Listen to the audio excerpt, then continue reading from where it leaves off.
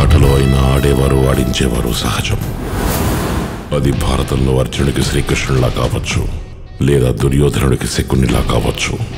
అక్కడ కృష్ణుడు ధర్మం కోసం మొదలెట్టిన ఆట అయితే ఇక్కడ ఒక శకుని తన స్వార్థం కోసం మొదలెట్టిన ఆట.